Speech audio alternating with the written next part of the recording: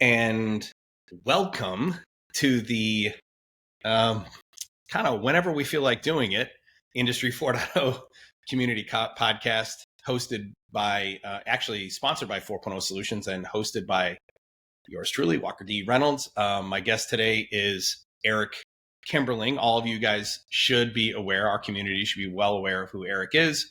But I am going to go through all the normal pleasantries. This podcast should be aired on Tuesday. It's next Tuesday. So today is September 21. So probably somewhere around Tuesday, September 25th, something like that. Today, what we're going to be doing is talking about, we're going to have an organic discussion, a timely discussion about agnostic philosophies in Industry 4 and digital transformation. And we're going to center around why is there a bifurcation or a dichotomy between those who want to approach digital transformation, singular stack, unified stack, and those who want to take the agnostic approach. And everyone knows my opinion on which approach is effective. But today, that's going to be our topic. And I don't know what the title of the podcast is yet, but I hope it's apropos. But with that, let me go ahead and read Eric's bio here real quick, and then we'll bring him in. So Eric Kimberling is independent global digital transformation expert. What I know of Eric and the way I think of Eric is an ERP subject matter expert, and in not just one flavor of ERP, but the actual function of ERP in industry. That's Eric's primary expertise, the way that I think about him. If I'm going to be going to someone for an impartial opinion on ERP and its function in business, what its strengths are, what its weaknesses are, and especially where the gaps are, specific gaps in commercialization, but also in function, Eric's the guy I'm going to call. So ERP, human capital, business intelligence and supply chain, change management. He's an expert witness, speaker, and he is well fluent in SAP, Dynamics 365, Oracle, you name it. And with that, let's go ahead and bring in Eric. How you doing, brother? Hey, good. How are you doing, Walker? Thanks for having me. I'm actually very blessed. It's been a very hectic 10, 11 days. I did a lot of speaking last week, and then we had an expo over the weekend. I had like 11 straight days of 16-hour days. So we're trying to recharge in the panhandle of Florida. Like we're taking 36 hours to recharge and then hit it back. But trying to get home. Huh? Yeah. What about you, man?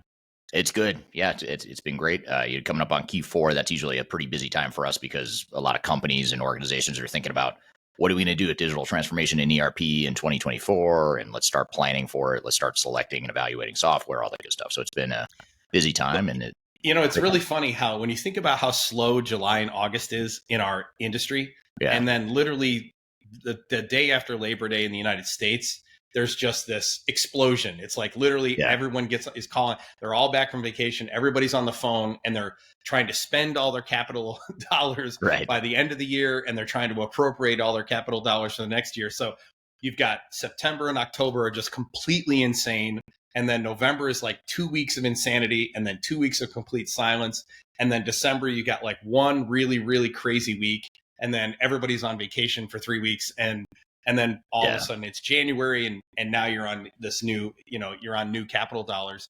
I talk with my team all the time about just how crazy, July, August is just always so slow. And then September 1, it's, let me ask you this. So, the reason we're doing this podcast is two reasons. Number one, I was on Eric's podcast, and then we were going to bring him on ours. And this is that reciprocation, number one. But number two, Eric is putting on, a conference. You guys, everyone in our community on the Discord server, y'all should be aware of this. So October 4th to 6th this year in Denver, Eric is putting on the Power of Independence Digital Stratosphere 2023. And we'll include a link on how you can register for Digital Stratosphere with this podcast. But I wanted to read kind of the promo, and then I want to ask Eric, like, where did this idea come from? And then we're going to talk about agnosticity. So the formal marketing language is, join us at Stratosphere 2023, the premier independent and technology agnostic digital transformation conference. That's the important line. That brings together visionary leaders, innovative technologists, and industry experts from around the world. The groundbreaking event is set to take place on October 5th of 2023. By the way, that's my brother's birthday. So early on, beforehand, before I forget, happy birthday, Jerry. In Denver, Colorado, and it promises to be an unparalleled gathering of minds shaping the future of digital transformation. So, number one, where did that come from? Like, what made you decide, hey, Digital Stratosphere is a thing we need to do, where what we want to do is bring together independent and technology agnostic digital transformation thought leaders? Yeah, it's a great question. And I think, I think you and I think a lot alike about the industry, and I can't speak for you on this front, but I have sort of a love-hate relationship with the tech industry in general. I love it. It's all I know. It's all I've ever done in my career on one hand. On the other hand, it frustrates the hell out of me because it's so biased, and the big software vendors have built such a well manicured marketing machine, that is highly, carefully curated and carefully messaged, and it's designed to get the message they want to get out to their audience. And part of their ecosystem that they built is building out these conferences, whether it's user groups or whether it's the formal vendor conferences. And it's all about, let's all drink the Kool-Aid. Let's all talk about how great this product is and how awesome it is, and why you, Mr. or Mrs. Buyer, should buy a ton of this software. And so I found that there's really not like a tech agnostic conference out there. I don't know of any where it's just purely let's just talk about the reality. Let's just get to reality, like the good, the bad, the ugly. Like it's not bad to talk about the difficulty of digital transformation or ERP implementations, is it? Or it shouldn't be, but vendors don't want to talk about it, right? So our goal is like, well, how do we put on a conference that isn't about drinking the Kool-Aid? We're not trying to sell anything. We're just trying to have a discussion around what the good, the bad, the ugly is of digital transformation, ERP implementations, and all that good stuff. Did you get a chance to watch our initial thoughts on the Tulip conference, which was called Operations Calling? It was in Boston last week, or I did not. I watch a lot of your stuff, but I did not see that one. Yeah. Okay, so that was actually in my summary there. So that was obviously put on by Tulip, who has something to sell, right? And I thought that going to that conference, the Operations Calling, I think there were 26 partners there, so other vendors. Okay, no commercial relationships, just purely strategic partnerships. Right. So it's not like Rockwell and Compass partners or anything like that. Right. It's purely strategic. Like, how does your product provide a value add? If we use my Tulip and we use my product and we use your product together, how does that provide value to the end user? But more importantly, Nathan Linder and Eric Marinadette, who are the ones who put they're two of the executive leaders in that organization. They said to the vendors, prove it. So not only what is the value that you can provide the end user in digital transformation if we work together, but you must prove it. So in order for you to be able to be at the expo, you have to have a demo that interoperates with the ecosystem. Interesting. And it can't be your standalone thing, and it must demonstrate. Right. And when I was at that conference, I sat on a panel there, and I actually said in the panel, John Dyke from SESME was sitting next to me, and then Gilad Longer was on the other side. And we were just talking about digital transformation in general and some of the challenges. And I said, I go to a lot of conferences, and I said, I have never gone to a conference ever where the organizer of the conference, who had something to sell, told all of the partners who were there that you must show value to the people who are going to be here. You can't just pitch value. You must demonstrate. And it was the first time I ever saw it, and it was purely agnostic. And then on the heels of that, I mean, I've been in this industry 25 years. On the heels of that, just 3 weeks later, now we're doing Digital Stratosphere in Denver that is focused on agnostic digital transformation, right? Right. That isn't a coincidence. That's a trend. Okay. That's a movement. Okay. Because it's not just that. It also, you had Hive MQ was putting on the MQTT summit over the summer. They ended up having to cancel it, but it was the same thing. It was agnostic. It was based on a technology, not a product. Right. Right. So let me ask you this question. Number one, where do you think that movement is coming from? Where do you think that groundswell is coming from? And then the follow-up obviously is going to be why is it you and I think that that the need even exists. Where does this dichotomy come from? Why do you have in one camp, unified architecture, and on the other side you have agnostic architecture? And where did those two camps come from? But let's start with, where do you think this movement is coming from? Because clearly it's a trend. Yeah, well, I think there in the 20 plus years that you and I have both been doing this, I think it's been sort of percolating in the background, right? There's been I think the need has always been there. I don't think this is anything new, as far as nothing has changed in the industry necessarily. Although I will say the one thing that has accelerated the movement, I think, in the last, call it 5 to 7 years, has been this mass migration from on-prem to the cloud. And on paper, sounds great. That's where we're going, right? I'm not kicking and screaming about the change itself, but what's happening is the big software vendors are completely steamrolling their customers and saying, hey, you're going to get off that on-prem system that you've been on for 30 years. And by the way, we're going to cut off support in 2 or 3 years or whatever it is. Right. And you need to be on. And by the way, you need to be on our cloud version. And so they're forcing, it's really, they're putting guns to the heads of a lot of organizations and saying, you need to switch your technology right now. And granted, a lot of these organizations need to change. They've been sitting on old, outdated technology for a long time. I get that. But anytime someone's got a gun to their head, you start to question the trust you have with your third-party partners. And so I think that distrust in the market is creating a want for something else. And it's, when we talk to customers, I'd be curious to hear your thoughts on this, but when we talk to clients and even potential clients, speak at industry events, all that stuff, there's like this underlying frustration and fear and distrust. And you talk to them agnostically and you say the things that you say on your podcast and on your videos and all that stuff, all the stuff that no one's saying, but you're saying it, I'm saying it. And they're like, yeah, that's exactly it right there. Like, it's sort of like, I knew that was, I've been thinking that, but you said it. Like, it's almost like everyone's afraid to say the stuff that you and I say. And then when we say it, the market responds, and others, I'm not saying it's only you and I, but others that are agnostic are doing the same thing. So I think it's always been there, but I think it's getting, ironically, the movement is getting fueled by the vendors, the tech vendors themselves, in my opinion. Yeah. It's funny you say that. So I would say the number one comment I get when I'm not, a couple little background. So I am not a very social person. I know this is hard to believe, but when I go to conferences, I'm not good. Yeah, I'm not good at, believe me, I am not good at, small talk and shooting the shit and hanging out. I'm definitely introverted because being around lots of people takes energy away from me. Right? Yeah. So I'm not extroverted. And I am not a social person.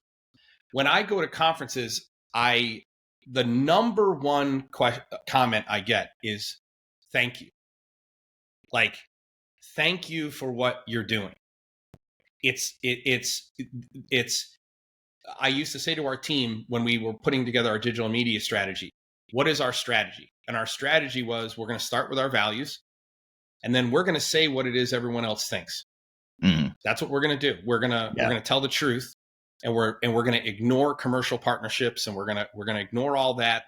If a partner reaches out to us and says, I'm uncomfortable with what you said, the only question we're going to ask us is, what we said, does it live up to our values? And if it does, then we're going to live with the consequences of them being uncomfortable. Okay. Right. So number one, it's thank you. Number two, it is stories. It is amazing to me. Number two, I mean, stories that support, they're literally evidence of the problem. Right. It's this happened and that happened, and everything you say about this is true. I mean, the number of people who are from Rockwell Automation, who have reached out to us, we're over 1,000 now, there was one person, I don't want to say his name, but he reached out to us a few years ago and he defended Rockwell. He's the only person who's ever defended Rockwell. And he was a solutions architect. He was new with the organization.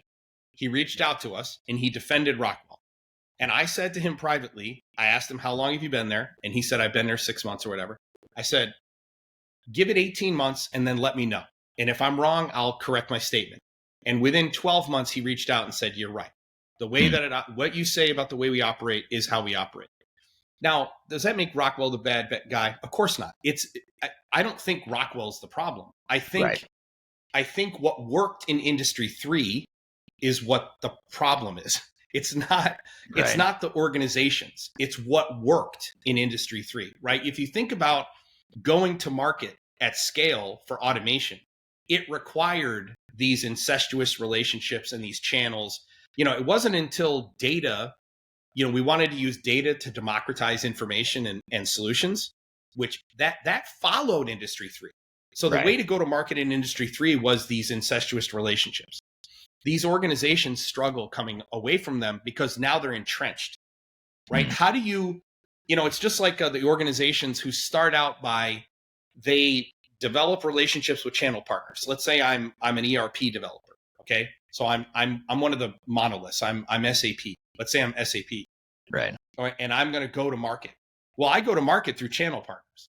I don't go to market direct. I don't sell directly to my customer. I went through channel partners, and the only ones I sold directly to they have to meet a certain threshold. They're enterprise clients or whatever it is, right? But then all of a sudden we realize, the channel partner model creates incentive for the channel partner to not give the client ideal. Okay, because they have financial incentives to just sell what's in front of them. Right. And they don't get any money if they sell something that's not in front of them. Yeah. So then how would SAP change that without pissing off? They already have this infrastructure in place, right? And I'm using SAP as an example, but it's really a metaphor for the industry. Do it, right? Right. They all do it. And what it requires is bravery. It requires courage. It requires transcendent and disruptive leadership, transformative leadership in these organizations to break away from the old model so that we serve the industry. At the end of the day, we have to do what's best for the manufacturer, what's best for the client, because that's what's best for their workers, which is best for the middle class, which is best for our communities and our nation and all of that, right? Yeah. So let me ask you this. So we have this bifurcation. We have this unified approach. It's the Rockwell approach. It's the Microsoft approach. It's the, it's the PTC approach. Only sell the stuff that we have to sell and steer them away from anything that we don't make money on. Okay. Right. And then you've got these agnostic approach, which is, let's go ahead and define agnostic. Agnostic is we pick a common technology. Okay. We say our infrastructure is going to look like X. And we're going to organize our data and information using model Y. And we are going to build solutions with thought process Z. And building solutions means pick best in class. So if I need manufacturing execution, all I'm going to say is, does it work with X and Y? Therefore, it can be my Z, right? Does it work with X and Y? Therefore, it can be Z. When I go to ERP, I ask the same question. If it doesn't work with X and Y, I've got to put in a gateway that allows it to be Z and not break the rules of X and Y, right? That's what agnostic is. It's building an ecosystem in your organization of best-in-class solutions that make you most competitive in the market. Okay? Yeah. Regardless of who the vendor is, right? It doesn't matter if it's all from one, Rockwell or what Microsoft or whatever. It's from whatever the best technology provider is the best fit for your needs and what you're trying to accomplish as an organization. Then that's the best. That's the right answer. So let me ask you this question. So let's from an open-minded perspective, what's wrong with unified architecture? What is wrong with just going to Rockwell and saying digitally transforming, or go to Microsoft, digitally transforming, or go to Oracle and say digitally transforming, or SAP, or what's wrong with that? Well, I think a couple things. One is it may not be the right answer, right? It may not be the best fit for your organization, but let's assume for a minute it is. Let's assume that unified namespace is the right answer. It's the best fit. Unified architecture. Or unified architecture, sorry. Yes. Unified architecture. And let's say that is the right answer. And but even then, you've got to look at, well, what's the downside? Because I'm giving up something by going that direction. And I can say the same thing for whatever, SAP, Microsoft, any vendor, any architecture, any solution. There is a downside. There's something you're not getting. And that's just as important, not because you want to create doubt and fear and all that stuff within the organization, but because you need to know what you're going to do about that risk. If there's a deficiency here, what are we going to do about it? Now, if you ask the vendor, they're going to say, don't worry about it. Just use more of our technology and it'll fix it or whatever. But if you're agnostic, you'd say, well, hold on, we're not questioning whether or not this is the right answer for us, but it's only addressing 80% of our needs or 90% or whatever it is. What are we going to do about that other 10 or 20% of our business? And that's where you can say, well, hold on, Rockwell, let me go look at other options that might help, plug some of those gaps. And what happens when you point out that 15 to 20% of, we call that gray and dark, the gray and dark stuff. the edge, they call it edge case. I don't say it's edge case. I say it's literally part and parcel of their infrastructure. I mean, if your solution can't solve 100%, then it's not unified. That isn't unified architecture, right? So what it is what those organizations do is they say, ignore the guy behind the curtain. Right. Don't worry about the 15 to 20%. Only pay attention to the thing I got in front of you. Right. Right. And then and if they do a good enough job of impressing them with Flash, right? If they do a good enough job impressing them with the PowerPoint presentation, then the client commits to a huge capital investment. They sign on the dotted line. They build a nice waterfall schedule. They look at their milestones, and the next time the client pays any attention, the decision maker is at the next milestone. And when did they realize that they didn't get what they paid for? Years down the road, 3 years, 4 years, and the monolith's job is just manage the relationship. Right. Stay close, manage the message. This is the Eric. I don't want this to come into an Eric Barnstedt Microsoft thing, but something that drove me. I read this thing on LinkedIn the other day. Eric Barnstedt did a post about UNS hype. He did a follow up to that. And he was very upset that Microsoft was upset. Let's not even mention Eric's name, right?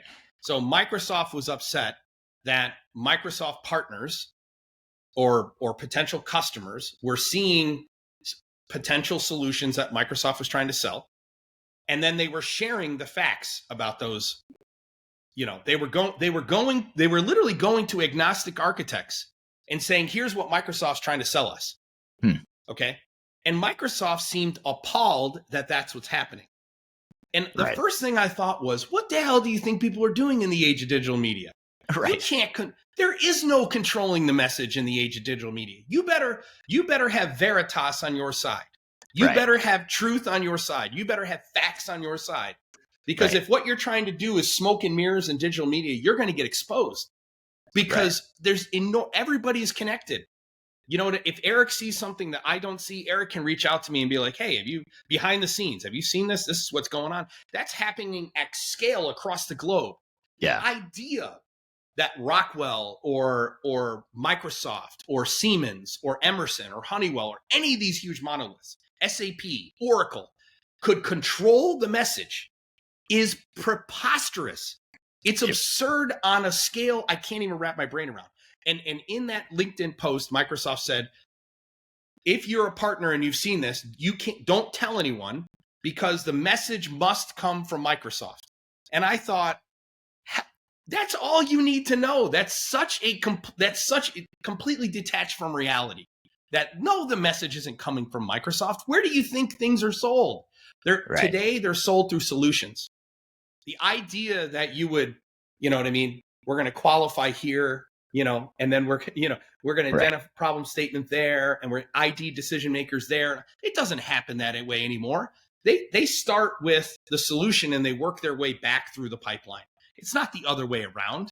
Right. It isn't the other way around. And so the follow-up question that I have for you is, and off my rant there, but the follow-up question I have for you is do you see the monoliths moving more towards supporting agnostic in some way, shape, or form? That is, maybe they create a division that's more agnostic, or they just adopt wholesale as the organization. Hey, we better learn to play nice and leverage, encourage leveraging tools that we don't financially benefit from, or otherwise we're on borrowed time. Do you see the trend going in that direction, or do you see something far worse, actually? That's a great question, but I have to defend the vendors for a minute, Microsoft in particular, in that entire nations have been built on communism, right? So controlling the message, and I'm kidding, I'm being completely facetious, obviously, but that is sort of the mentality. It's sort of like and I apologize if there are any people that are okay with communism. I don't want to get into politics too much, but it has a communist feel to it. Like we have to be the ones to control the message, and you can't question, there can't be any dissidents or opposition to our message, and you have to be super consistent.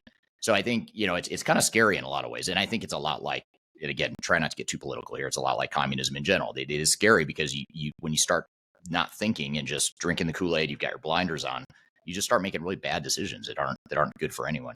I say this. I say be very leery of anyone who says trust me and only me. Right. And don't listen to that guy Walker, that guy Eric, because they don't understand our product like we do. And we right. I literally say don't trust, don't take my word for it. Like, I'm making an argument, but don't take my word for it. Test what I'm saying. Like our whole community, I say, go test. Don't go just because Walker said this. Don't do that. And don't trust anyone else either.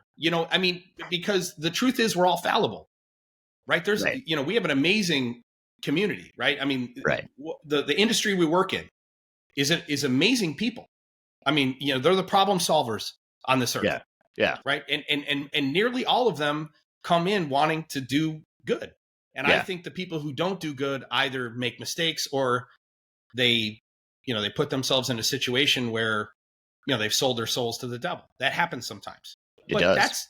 That's the exception. That's not the rule. Yeah. Right. That's the exception. That's not the rule.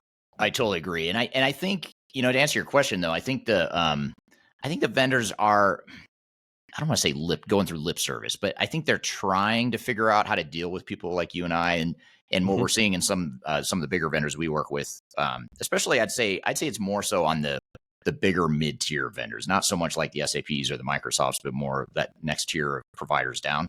You're seeing some departments that are created to deal with people like you and I. They call it like the selection and influencer group. Their whole job is to basically try to convince you and I how awesome their product is. At the end of the day, they're trying to basically control the opposition and say, okay, well, hold on, Walker, you don't understand our technology. So let me show you, let me teach you a little more about how great it is. And so just to give you an example, one thing I did, and this isn't public yet, but I'll share it with your audience. But I'm starting a series on my YouTube channel called Behind the Scenes. And it's I'm basically going into software vendors and trying to infiltrate them and go to their global headquarters, interview the executives. And I've shot one episode so far, and I've got three more lined up.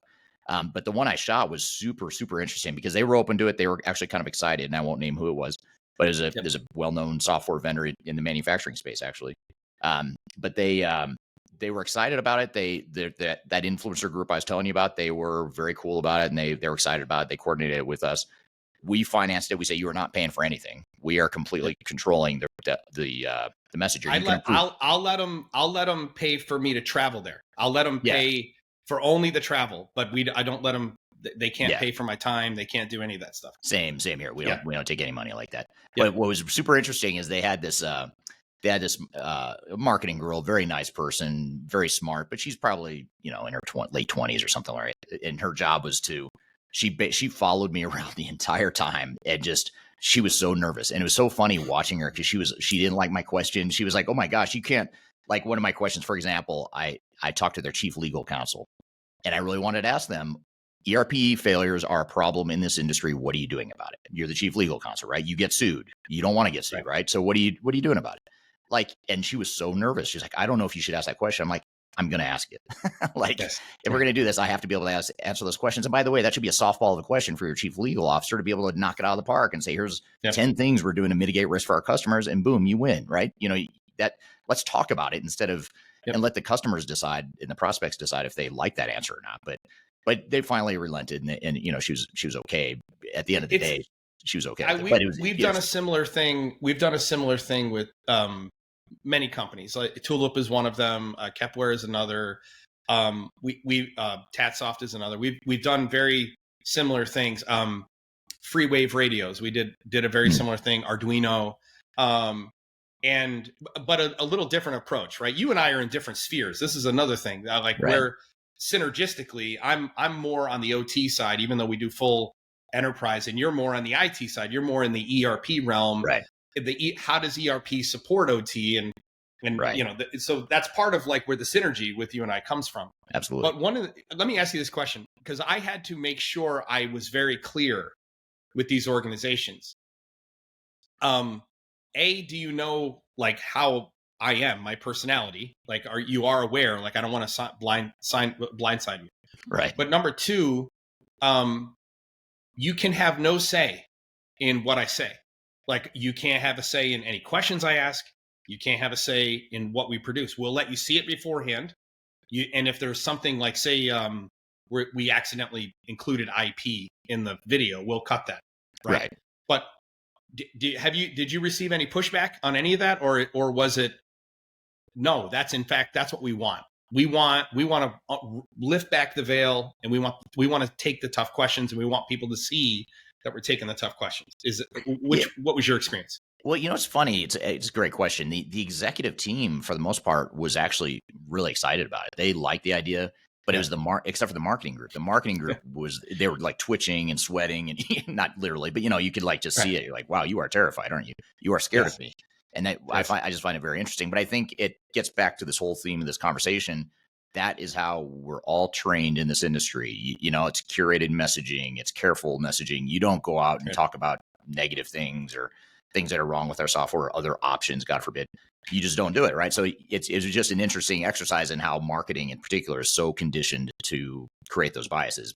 The executives at this team, I don't think it would be true, honestly, if I were to go to, say, Microsoft or SAP. I don't think they would be nearly as excited about this idea, but they should be if they want to like really. I think those big incumbents, those big massive vendors, I think their downfall is going to be not embracing this movement that you're talking about. If they don't embrace it, and they don't figure out a way to not try to control you and I, but to collaborate. Like we can, I don't think you or I we're not trying to hurt anyone, right? We're trying to help our customers, right? And sometimes that means having a tough conversation, right? And it's I'm trying to save and create middle-class jobs. That's it. Yeah. That's all I'm trying to do. And all of us, we face gray areas all the time. We face dilemmas. You have payroll you got to make. I got payroll I got to make. We have people counting on us to make the right decisions, and you face those. You face those moments where you're really asking yourself, man, is the price I have to pay here going to be the price that's going to kill this? Am I going to kill our team because we're going to pay a price on values and mission? And it requires faith that your values and your mission are going to prevail. It requires faith. If I say I'm Microsoft, right, and I'm leading the IoT group, the first thing that on day one, and enter in any other company, but Microsoft is a timely discussion right now because of what's going on LinkedIn, and they've got a new reference architecture coming out. So I'm going to kind of keep it on Microsoft right now. But let's say I take over Azure IoT. On day one, I'm going to ask our team, tell me everything we're terrible at. Like, what is it if what you're behind the curtains? Let me give me an example here. When I had to decide whether or not to get vaccinated, okay, we were working with the life sciences companies that were manufacturing the vaccine. We got hired by them in April of 2020, several of them. We knew the vaccine was, the COVID vaccine was coming out, that had passed trials in August of 2020. And I had to make a decision whether or not to get vaccinated. And at that time, there was lots of, if you were to just go to the news, you would go to the paper, go to the New York Times, go wherever, you couldn't get good, sound, impartial opinions on the pros and cons. Right. So do you know how I decided to get vaccinated? How's that? I called an executive vice president we were working with at this life sciences company who had a vaccine coming out. And I said, can you get an answer for me? And he said, what's that?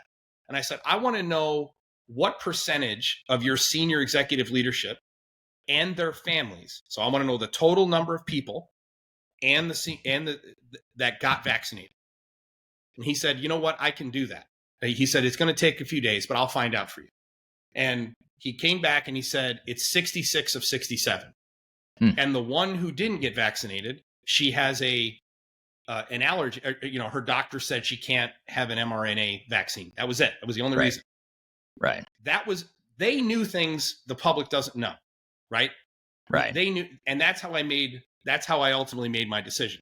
If I were going to start at Microsoft, everybody on the Azure IoT team knows what the problems are. They don't talk about them publicly, but they know, or let's pick on inductive automation, for example. One of the companies I prop up all the time. There were two things wrong with inductive automation with Ignition for a super long time. Number one, their historian sucks. And number two, their mobile module was terrible. But inductive automation never told anyone. They would never overtly say publicly, hey, don't use our historian and don't use our mobile module. It's garbage. You know when they told everyone it was garbage? After they had a replacement for it. And that took years for the mobile modules, like 4 years later, and people were buying it the whole time. My point is in these organizations, you know what your limitations are. Right. So let's say I'm Microsoft Azure IoT, and I'm on the team, and I know what our limitations are. I also know what our strengths are. If what I wanted to do was build the brand, I would sell the strengths, and I'd replace the weaknesses with agnostic solutions providers. I'd go find the people who are good at what we're not good at, and I'd recommend them. Right. And here's the other thing I'd do. I'd point out we're not good at that. Yeah. What happens when you say, hey, listen, I'm appropriate for this, but I'm not for that. The person you're talking to immediately, there's a sense of trust. This guy literally told me he's not good at something. He's not over there saying he's great at everything and he's trying to sell me the world. Right. Why is it organizations, the big monoliths, don't do that? What is the reason? Why haven't they figured it out yet? Well, I think that's a great question, but I think, you've got you and I here who I think we might be a little biased, but for better or for worse, in that we're both business owners, and you and I have to think a bit more longer term in a self-interest sort of a way, right? And the right answer, and this is just me thinking as a self-interested capitalist, the right answer is to do the right thing for your customers if you're thinking long term. If I want to make a quick buck this year, then sure, I'll tell you that we're great at everything and we can do, we can offer you the sun, the earth, and the moon, and we're perfect, right? I'm not going to do that though, because I own the business and I don't want to see us make these short-term decisions at the expense of longer term. I don't know that there's anyone that would feel that pain at Rockwell or SAP or Microsoft. Like who would feel the pain of like, I'm going to pass on this multi-million-dollar deal that could generate, X amount of EBITDA and affect our share price this way right now. I'm going to pass on that because it's the right long-term answer. I mean, you get fired probably for that. The solutions engineer is going to feel it.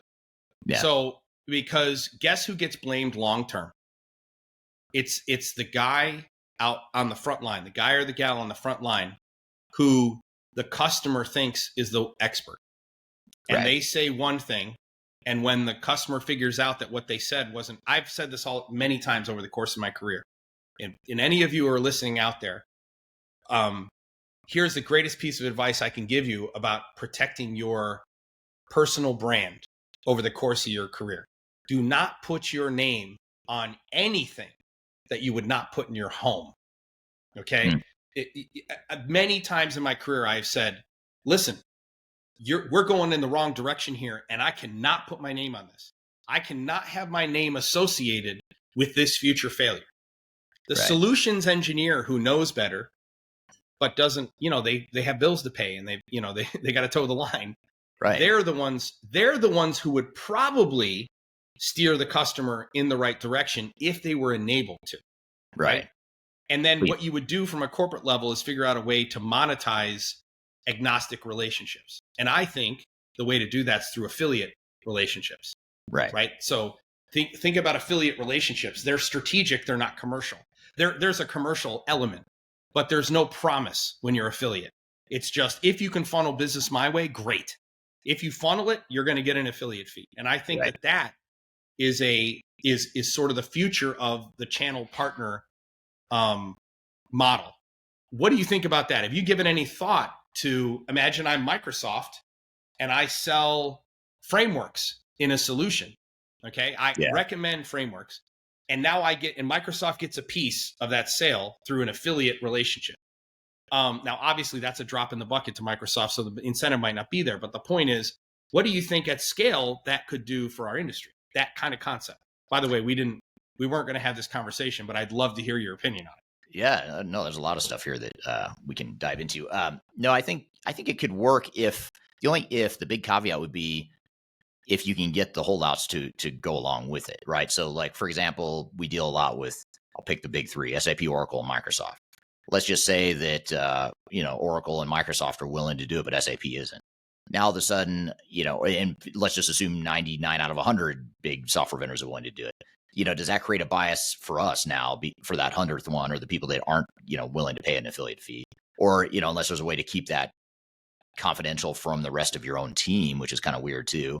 And then clients start to question, like, are you guys making money for recommending this? And, so there's some caveats there you'd have to work through, but I think longer term, it could be there might be some growing pains and rocky, bumps to get there, but I think it's a great idea. And I've actually, Well, I was going to say some big vendors, like I'll pick on, or I don't think it's a bad thing, but Oracle NetSuite. NetSuite is right. kind of a smaller ERP vendor right. that they're trying to play in manufacturing, which is kind of funny. I don't know if you see them often, but right. they're trying to. I see them all. I see them all the time. See them all the time.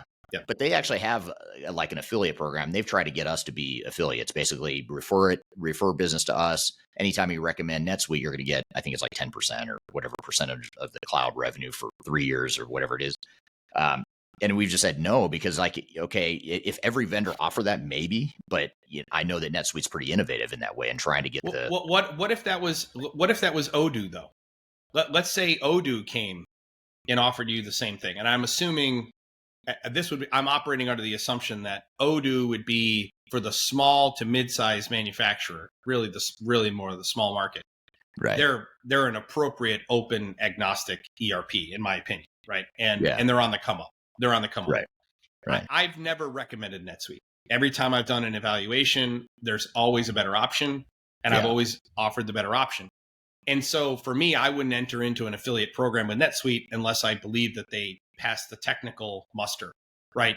Because there are some fairly serious limitations with NetSuite from a technical perspective, but also on the back end, it is basically impossible to calculate total cost of ownership. And when the customer asks, "What's total cost of ownership of this?" You just can't answer the question. I mean, it's essentially impossible. Yeah. You can get a range, but you're not going to be able to give them a number, right? What if it was Odoo? What if it and then something else? Because I don't want you to advocate for one and not the other. Right. What if it was something that passed technical muster? Would you be much more inclined to say, you know what? Yeah, that's something I feel comfortable. That's something I'm going to recommend with or without the affiliate in the right situation, and therefore I'm okay with that. Yeah. I think that could work, especially in the case. So one of the problems we have, and it's an opportunity, it's a good thing right now, but the problem that might become a bigger problem with this model is that we're industry agnostic as well. So we work in a lot of different industries, and we actually do recommend NetSuite, not in the manufacturing space. I don't think, I'm sure we have at some point, but it's very rare if we do. And Odoo, as an example, is more common in the manufacturing space. Right. But in other sectors, Odoo's not going to be a good fit. NetSuite is. Right. And so, you've got, you'd have to do that same for us to scale. We'd have to do that same exercise you're talking about for all these different industries, which, easier said than done, I suppose. And to take it home, because what I want to do is I ask you, I'm going to pivot here for a second, but more of a philosophical conversation here coming up. And then I'm going to kind of talk about what I'm going to be doing at Stratosphere. I'm going to be out there. I'm going to give the keynote address on Thursday, or a keynote address on Thursday. I think there's multiple keynotes, right? Yep. So I'm going to, and I'll talk a little bit about what my topic is going to be. And for those of you, and then we'll talk about how people can sign up. Where does this stand right now in terms of where do you think the attendance is going to be, by the way? Just real quick on Stratosphere. We're close to 100 now, but we're getting a lot. Like this is surprisingly, it's a big week, 2 weeks out. We're getting a lot. Usually it's 3 to 4 weeks out. You get a lot of registrations, but we're just getting a lot right now. So you expect 150, probably 200. Our target was 150 from the start. And then we throttled it back and said, well, let's shoot for 100. But now we're thinking, wait, hold on. Now we're getting a bunch of registrations. So maybe it is 150. So somewhere between 100 and 150, I would expect to be there. By the way, for those of you who are going to come out to Denver, if you do, I'm going to be going to a place called Pints Pub while I'm out there. It's in the Arts District. It's called Pints Pub. It sounds like my kind of place. I've never been there. I don't recognize that name, but it's the largest. They have the largest private collection of scotch in the world. Interesting. They have more than 100 different scotches that are $1,000 or more for just 2 fingers. Really? Yeah. Wow. They buy up.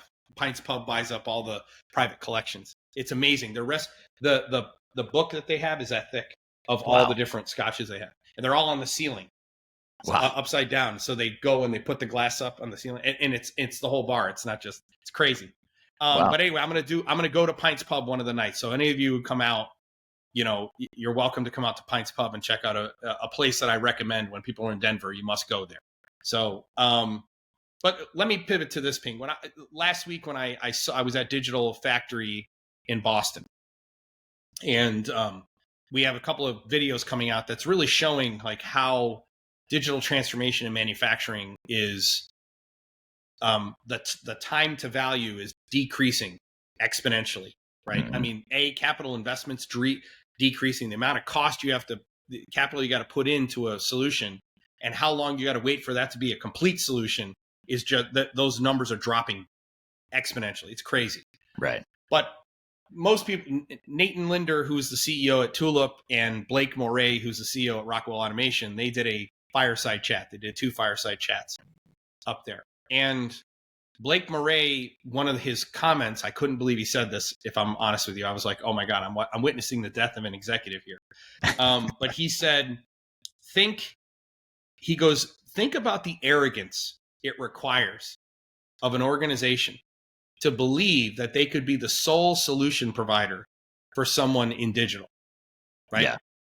And I mean, people audibly laughed at him because that's obviously Rockwell's go-to-market strategy with starting with integrated architecture and then moving to connected enterprise, right? They had integrated architecture first and then connected enterprise. People laughed. But the point is, the statement was right. I mean, think about the hubris of the arrogance it requires. I walked away from that thinking, I think Blake knows that Rockwell has been approaching this all wrong, and he's laying the foundation to pivot, right? And I'm seeing organizations doing this. Siemens did it already. They created a whole division that, they basically said, we can't become agnostic in the current structure we have. We can't support agnostic. So we're going to create a whole new division that allows us, Toyota did this with Toyota AI Ventures. Toyota Manufacturing came out with Toyota AI Ventures, and it's a completely different leadership group, different values, different everything, so that they could be a company of the future. Are you seeing that on the ERP side? Like when we get to L3 and above, are you seeing a change in, or at least signs of change?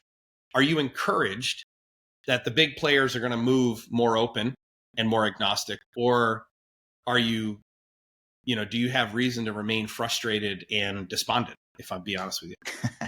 Boy, that's a good question. I don't know that I have a good answer. I sometimes, I guess what I'll say is when I see signs of hope, like I'll give you an example, SAP. When SAP started acquiring other vendors, and because backing up a minute, SAP has been known historically for being like, they develop their own products. It's an integrated suite of products. And it's sort of like you're all in or you're not, with SAP. Right. In recent years, over the last 10 or 15 years, whatever it's been, they went out and they acquired Concur and Ariba, SuccessFactors on the HR tech side. So they sort of seem to be acknowledging that we can't be everything to everyone. We can't fill every nook and cranny of a business. And so they went out and acquired these companies. But what it's done is it's created this sort of it's almost like they're in this no man's land now where they've got their core S/4HANA product, which is still their core ERP, but then they've got Ariba, SuccessFactors, Concur, all this other stuff, right. Business objects on the BI side. They've got all these different solutions now, sort of a best of breed, but they're treating it and selling it the same way they always have with their core product back in the day. Right. And it's sort of creating the worst of both worlds now. Now they've got this best of breed sort of thing. They're keeping other third party, like they are not open to an alternative to SuccessFactors, let's say, or Ariba on the procurement side. They're not right. They're not the ones that say, oh yeah, buy S/4HANA, but yeah, you're right, Ariba is not a good fit. Why don't you go a different direction? They're not going to do that. Even though it's a totally different system, you still have to do a ton of work to integrate those two systems. It just happens to be owned by SAP. But despite that, they'll still say, no, you want one throat to choke, one single solution, blah, blah, blah. And we'll be the ones to say, but wait, it's not a single solution. Just because you own it doesn't mean it's a single solution.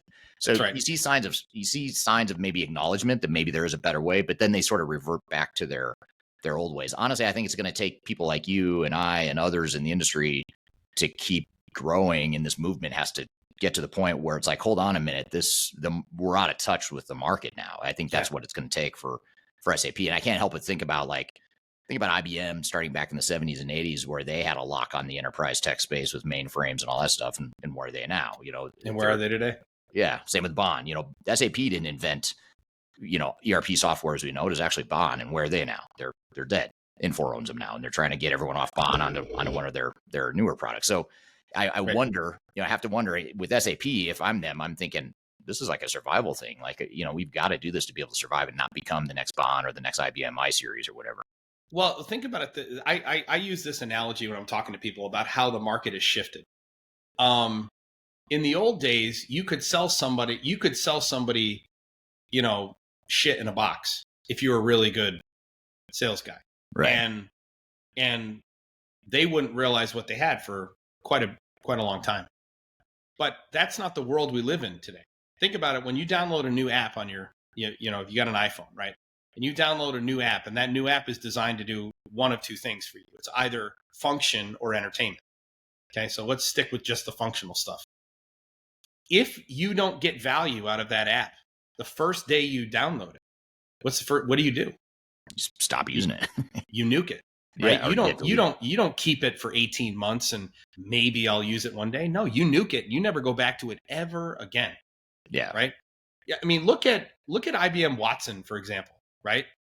IBM honestly should rebrand, in my opinion. I don't think that the IBM name, I think they think it means something. But I know that to me, when I hear IBM, I don't think innovator.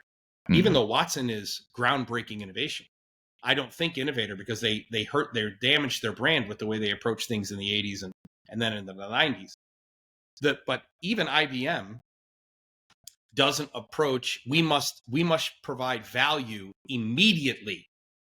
Imagine if you had to buy a new phone for every app you had to download. Right.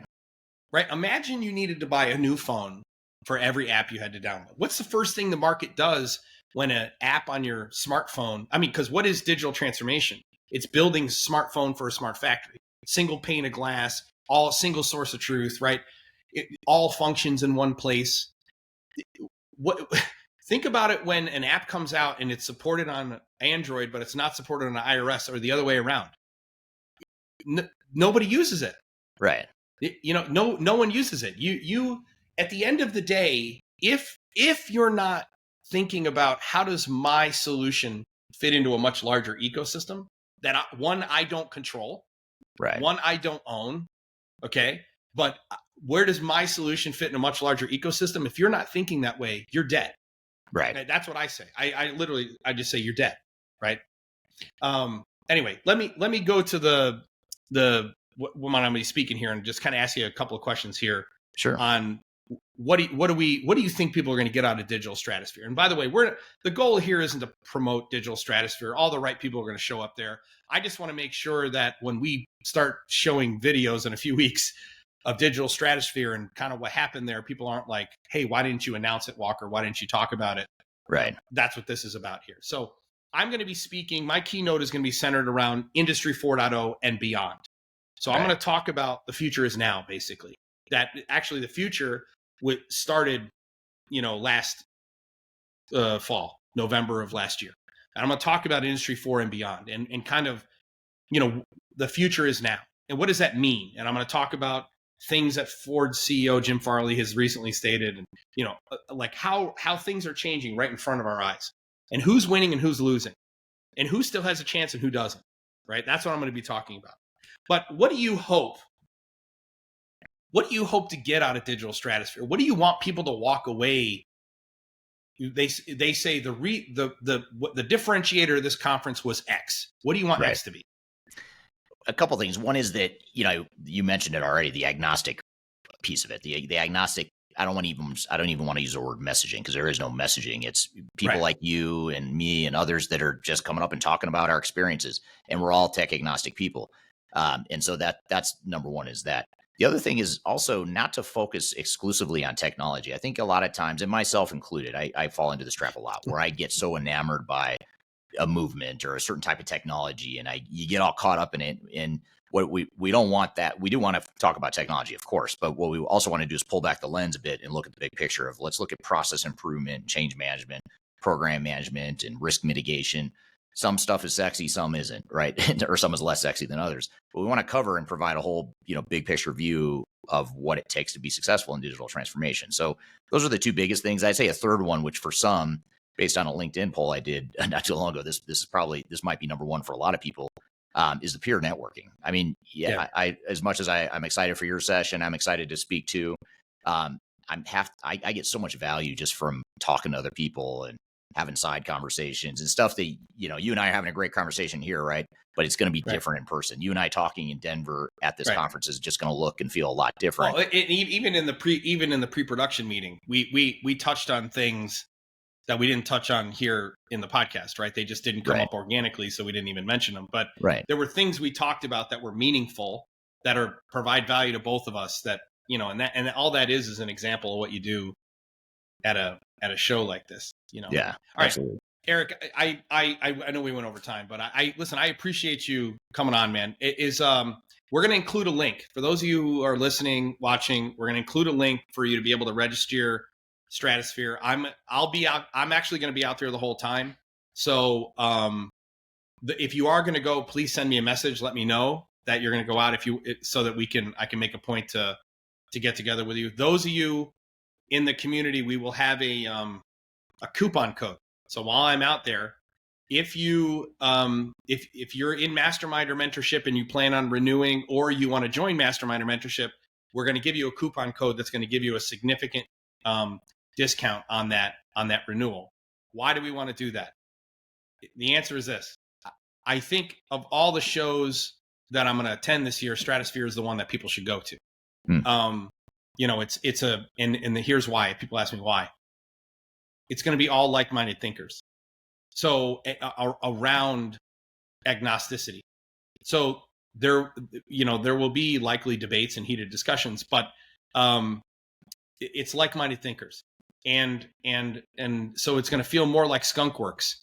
It's going to feel more like a brainstorming session than it is a sales pitch, from somebody who has something to sell. So anyway, and Eric, I really appreciate you putting it on. I'm very, very excited for it.